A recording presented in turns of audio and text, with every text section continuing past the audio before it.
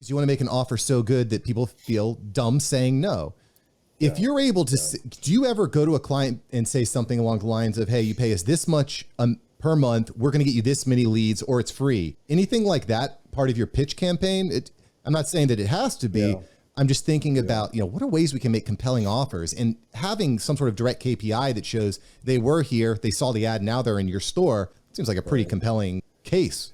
Yeah, that's a good point. So we've had a few cases where a few clients wanted to do sort of the cost per lead, and we've done that in certain instances for certain clients, and it can be touch and go. I think we've had enough data to know kind of like which types of strategies are going to work the best. But the one thing that I always remember is like every client is different. Every single client is different. Every client has a different market. They have a different, website. They have a different offer. I do like the idea of being able to have that compelling offer that says, you know what, your risk is just so low at this juncture. There's a reason for you not to say yes to this effectively. But that's a hard thing. That's an extremely hard thing to do. I'm trying to find ways to do it in my business with outside of the context of just like 30-day guarantee or something like that, I see what you're saying. Yeah, the thing that I appreciate about Alex's book, $100 Million Offer, is he would say that, you know what, if you have, if you sort of lay out all your different potential, offers on the table and see the permutations that's going to really make it ridiculously hard for me to say no to it, it's better to just like lay out all the different options of great offers that you can combine in a bundle or have them separated out based on your pricing infrastructure. And we've had a few clients, even now sort of taken the whole offer piece away from Propellant Media. We've had, clients that have created like ridiculously good offers. And when we've coupled the geofencing with those, it's made a huge, huge difference from an ad campaign perspective. The only thing that I'll say, and it's kind of like with Google Ads, there's some folks that, say, I just want to do Google and that's it. I don't want to do anything else. I was like, okay. But they don't think about the omni-channel, aspect of digital advertising. Like, it's not just about like this one channel, right? It's about the audience. It's always about the audience. And sometimes that audience doesn't convert, through programmatic display, or in this case, geofencing. Sometimes they don't convert through Facebook ads. Sometimes they don't convert through Snapchat or Google ads. This kind of gets to what we were talking about earlier.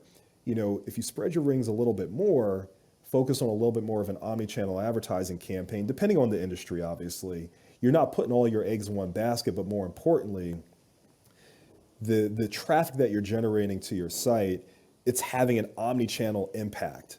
Like someone who saw your ad from a geofencing campaign, then they do a Google search and then they see your ad again. It's like 1 + 1 = 2.5. It's not 1 + 1 = 2 kind of thing. And that's kind of where we get in with geofencing. Like geofencing could be its great standalone tactic depending on the industry, but it's even better when it's part of one's omni-channel, advertising solution set. And then I will get some clients like, car dealerships that will say, yeah, I want you to generate, 30 leads a month for us. And then we'll ask them the question, well, what are your thoughts? How have everything has been going for your TV campaign or your radio spots that you've been running? How many leads have you gotten from that? And they're like, we don't know because we're not able to measure, measure lead flow. And I say, got it. Well, at the very least, geofencing is part of the game plan. It's not the sole game plan, number one. But at the very least, we can still measure, walk and foot traffic to your storefront or to your location, essentially. And then, even for us at Propellant, we can even take a geofencing audience. A lot of other folks can't do this specifically. We can take a geofencing audience and then take that audience, serve those ads directly on Facebook and Instagram.